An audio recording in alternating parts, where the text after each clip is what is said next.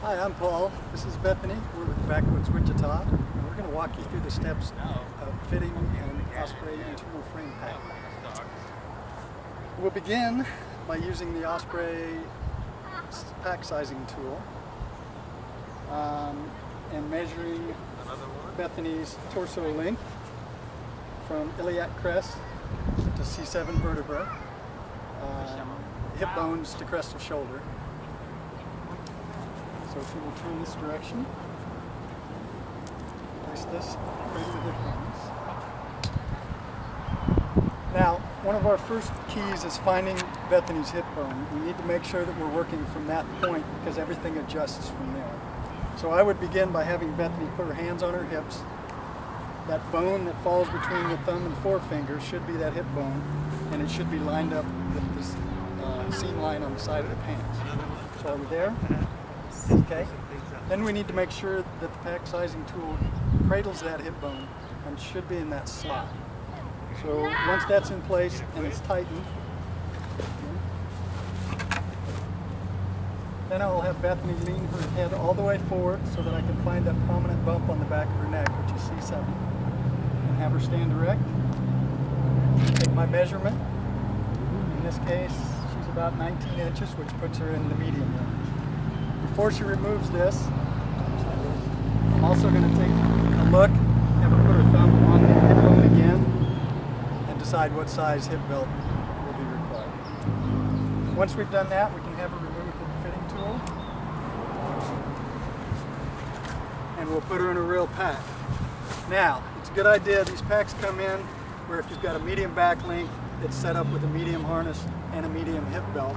However, since we're mixing and matching parts and robbing them off of other packs on the wall, it's a good idea to take a quick check and make sure it's set up the way you think it is by checking harness size, pack size, hip belt size.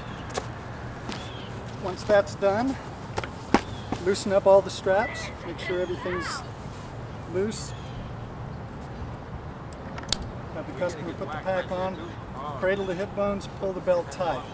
Now, if the customer is an experienced backpacker, you can just have them orient the belt where they're comfortable with it. If it's a beginner, make sure that the point of that hip bone is about the middle of that belt. Slightly high or low is fine, but it needs to ride on that hip bone, so make sure it's covered. Then, have them come down and back with the shoulder straps on each side to pull the pack into the back. They don't have to over-tighten this. And then we can begin to look at the settings. We want to make sure. I will oftentimes take the customer to the mirror at this point and show them the steps as I go through them. But everything adjusts from the hip belt, so you want to make sure it's oriented properly from the beginning. Ultimately, what we want to end up with is the bulk of the weight here, some pressure where the straps are holding the pack against the back, with very little weight here. So we're going to look here first, then that this is pulled in, and then the angle of the load controls. Back length is important.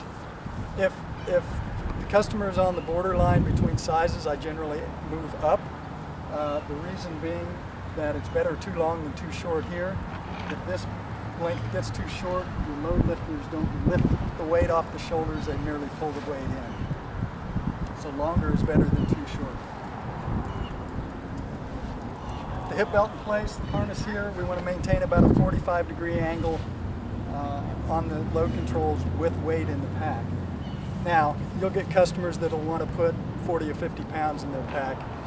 Unless they're carrying 40 or 50 pounds of sandbags, I don't recommend that. I generally put a couple of sandbags in there, just enough for the weight to settle onto the hip belt and for them to be able to feel it. But you can't distribute the weight in sandbags as well as they will regular equipment, so you can hurt your cause. So, to review, with the bulk of the weight on the hip belt should extend beyond the hip bone an inch or two, yet not come so close together in the front that you lose adjustment. Your shoulder harness should come off the pack roughly between the shoulder blades, wrap smoothly over the shoulder, and end with 3 or 4 inches of adjustment remaining on the strap. You want to maintain a 45 or better degree angle on the load controls so that when those are snugged up, they lift weight off the nerves of the shoulder. The sternum strap should cross your chest roughly 2 inches below your collarbone, and then just pull to taste. If your customer has gapping between the back and the pack, it may indicate that the stays need adjusted. In the Ether Aerial series, that stay is fixed in place, and so in order to put some bend in it, you may need to put your knee in the middle of the back, overstretch it one way. Even if this doesn't need adjusted, I generally point that out to the customer so that if several backpacks get thrown in together and suddenly it doesn't carry well anymore, they need to be aware that that's probably what happened. In the Argon Xenon series, you can actually remove the stays from the bag, form them to the customer's back, and then replace them. Some troubleshooting tips. If your customer feels the need to really crank on these, it probably means that the stay needs bent closer to them. Oftentimes what they'll do too is pull so hard that it actually lifts the strap off the shoulder. That's not what we're looking for. We just want to relieve the weight on the shoulder. So when everything's properly adjusted, the load control should just have to come taut. There should be a slight sway in the top of the pack, just very slight, which shows it's on the hip belt and not on the harness.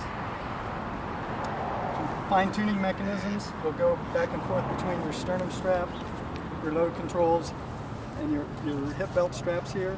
By snugging these up, it pulls the weight down into the lumbar. So you may find that you want to loosen these, tighten these to rock it more onto the hip belt, or conversely, snug these, loosen these to rock it more up over the shoulder. Depending on where the weight falls in the pack, whether you're looking at a long uphill or downhill, you may want to play with those adjustments.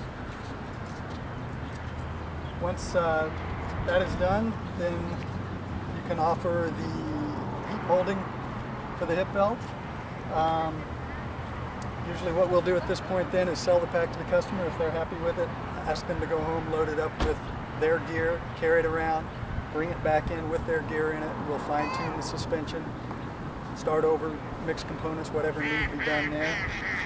Otherwise, we're ready to move on to add-ons, which would be hydration, pack rain cover, so on and so forth.